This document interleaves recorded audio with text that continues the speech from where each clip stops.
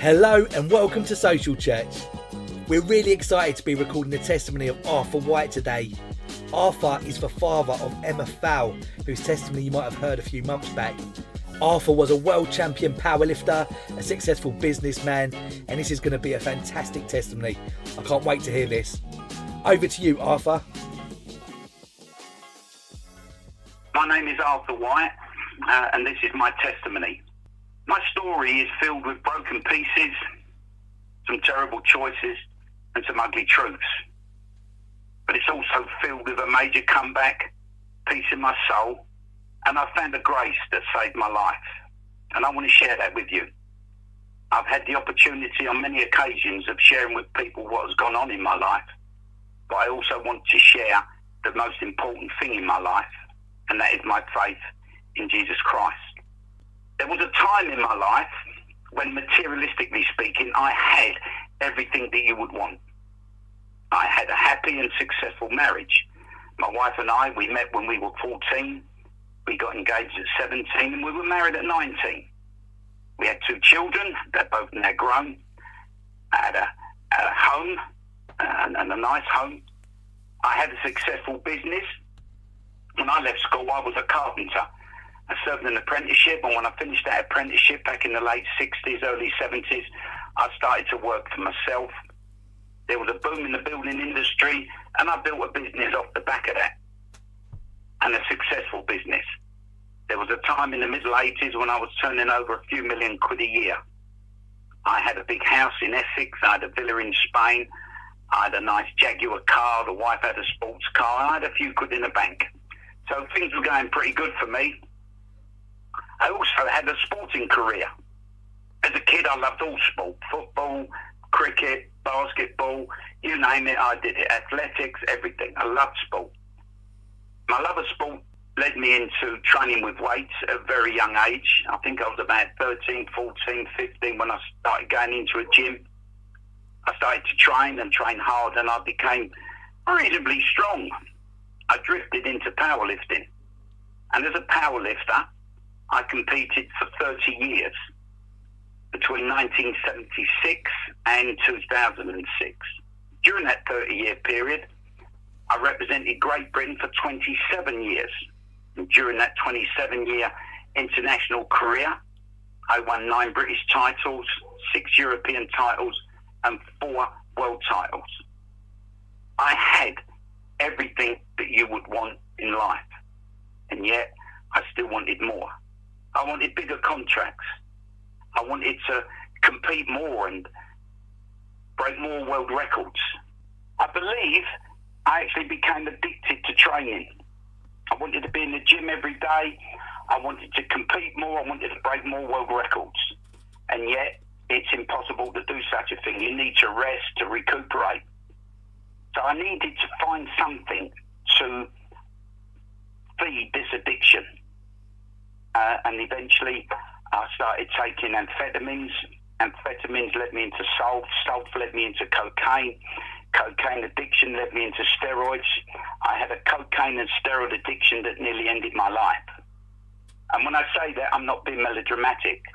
I've known 10 men die from steroid and cocaine abuse. And I remember in 1992, I went to see a doctor. He x-rayed me chest because I was having pains. And he said, if you continue with the drugs, Arthur, he said, you're going to die. My drug addiction also led me into bouts of depression. My drug addiction led me into actually becoming a different person. One of the side effects of steroids is it's a hormone, gives you a hormone imbalance, and it changes your way of thinking, it changes your outlook on life. I had an adulterous affair, left my wife, deserted my children. I lost my business, my homes, my cars, my money. Everything I'd worked for, I'd lost in 4 years of madness.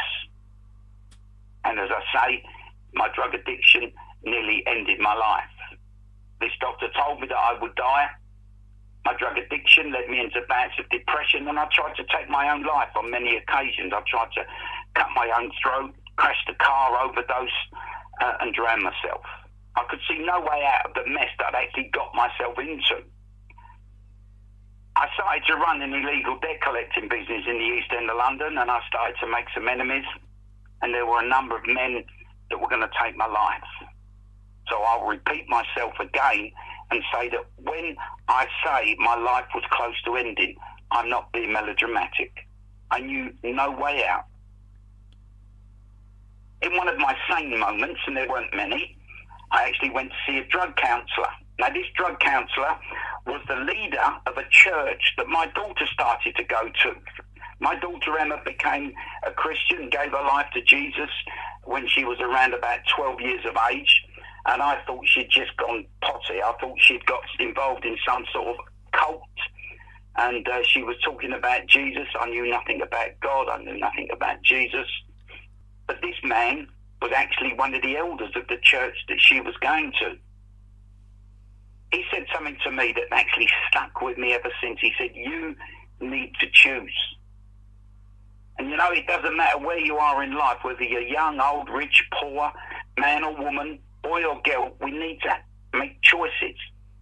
My choices were very serious ones. I remember on a freezing cold March morning in a car park in the East End of London. I'd been collecting that night. I'd been involved in quite a few fights. I probably got turned over a couple of times.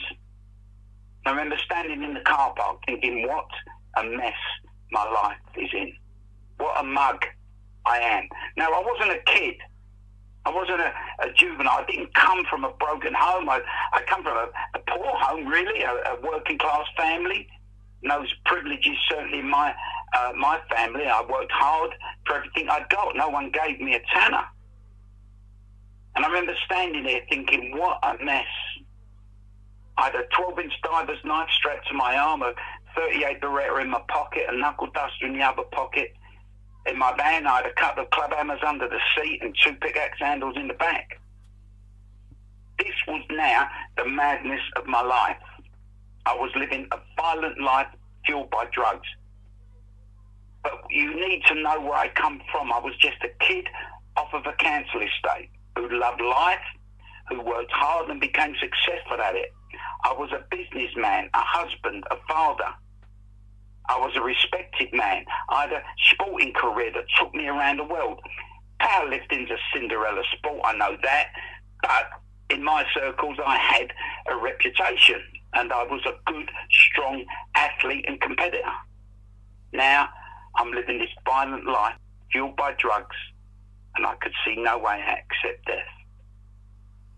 I stood in the car park, Spitalfield fruit and veg market, and I remember looking up, saying, you know what, if there's such a thing as a God, come and sort me out. Now, there was no booming voice or choir of angels or the heavens didn't open, but something happened to me. For 4 years, 4 long, horrid years, fear and paranoia were my best two mates. As big and as tough and as hard as I thought I was, I lived a life of fear and paranoia. That left me the moment I cried out to God. I remember standing in the car park. It was pitch black and I was very, very frightened of the dark, always wondering what was round the corner. And for the first time I could look into that darkness and not feel afraid. I started to go to church. I started to read my Bible.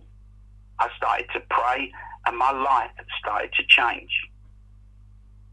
And I've said on many occasions, whether people choose to believe, to a point is almost irrelevant to me. But what no one can do is argue the truth of my life. From that moment, when I asked God to come into my life, that moment when I chose to turn from the life I was living and put my trust and faith in Jesus Christ, my life started to change. My wife and I were apart for 4 years. We got remarried in 1993. I got baptized with my wife and my son. I now have the respect of my children. I have 3 grandchildren now. 2 girls from my daughter, and my son and his wife have just had a little baby boy, and called him after me as well. So we've got a little Arthur Jr. in the family. And I now have everything that I need in my life. There's plenty plenty of things I want, for sure. I'd like a nice BMW 7 Series, who wouldn't? But I have everything that I need. And I have three things I'm sure of. I have forgiveness of my past, I have a hope for the future, and I have peace now in the present. I was speaking a couple of years ago in a prison in South Africa. This was a bad prison, bad place to be, run by gangs, serious gangs. And I gave a very similar story to what I've just given here. And one of the guys said at the end, he said, if I give my life to Jesus tonight, he said, I'm going to be dead. He said, I lead one of the gangs here in prison. He said, what do you say to that? What will happen? What should I do? And I said to him, I said, I can't tell you what to do. But I'll tell you this. I said, when I leave here, this was on a Sunday, I said, when I go home tomorrow, I said, I land at Heathrow on Monday. I said, I go into hospital on Tuesday and I'm having a heart operation. Not a major heart operation, it's not open surgery, but with all operations, it carries its problems and there is a risk and I could die. But I'm in a win-win situation now. If I die, I'm going to be in glory in heaven with Jesus Christ. If I live, I will continue at every opportunity, including the one I've got now, to share with people what Jesus Christ has done in my life. I believe it takes a stronger man or woman, boy or girl, to follow Jesus Christ than it does to run from him. It's not easy. Don't let anyone ever kid you that being a Christian, being a follower of Jesus Christ is easy. But I have such a peace in my life. I have, as I said, a life full of broken pieces. I made some terrible choices and there were some ugly truths. But the comeback I've made, the peace that I have now inside of me, deep in my soul, and that has been given to me by grace to save my life. And that life, that grace, is from Jesus Christ. I believe if he can change me, he can change anyone. If you're listening to this and you're struggling with life, then I have to tell you the struggles are still going to be there. That's for sure. But what Jesus has done for me has given me that peace. He's given me contentment. And I have everything that I need in my life. And I believe that is through Jesus Christ. Arthur, thank you so much. That's so powerful. If you would like to record your testimony, we'd love to hear from you. You can contact us via our website, www.wearesocialchurch.com, or contact us via any of our social media platforms. Thanks a lot for listening today. Bye for now.